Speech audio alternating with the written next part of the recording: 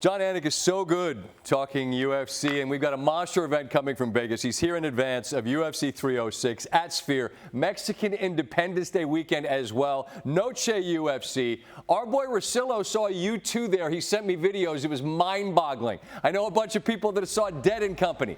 They might have been mind-boggled before the show, but it's an incredible venue. And now you have this enormous event coming in, Jon. What are you most looking forward to in being in that sphere and calling UFC this weekend? Well, the chance for our UFC live production team to actually pull this thing off. You know, the NHL draft was nice, but this is a huge undertaking. Ambitious doesn't even begin to describe it. I think more has been asked of our live production team, and for me as a play-by-play announcer than ever before. We'll be rehearsing deep into the night. Visually spectacular. The aesthetic with fighting underneath it is going to be like nothing our fight fans have seen before, and SVP, hopefully we can pull it off, man. Won't be long now. You know what I say often, Jon, driving home, just doing this show, it's astounding that any of it works, you know? So you're on the wire, but we trust that you're really talented. Crew's going to pull it off. And you got a superstar in Sugar Sean O'Malley there to be the headliner. What makes him, a guy you and I have talked about before on our show, the guy to be sort of the headliner here in Sphere?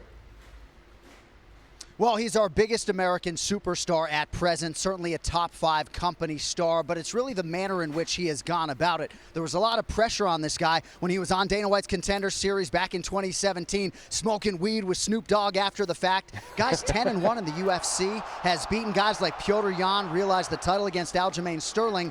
He finishes people. He's a plus athlete. You should see him shoot a basketball. The best way to resonate with MMA fans around the world is by finishing fights and by competing often. He has done that. He has been more durable than some suggested he would be as champion.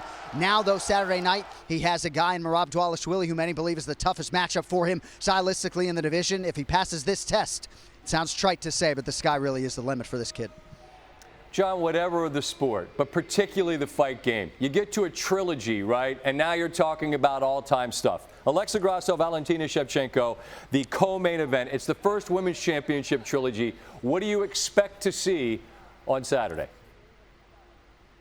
Yeah, we've never had this before, Scott. First trilogy in UFC women's history. Pick'em fight right now as far as the betting line is concerned. Alexa Grasso, in tremendous fashion, pulled off a stunner in the first meeting. They fought to a draw in the second meeting. Alexa Grasso came on strong late. A lot of handicappers lean towards the younger fighter in this equation. 11 straight championship fight for Valentina Shevchenko. She is 36. Eventually, it is a young woman's fight game.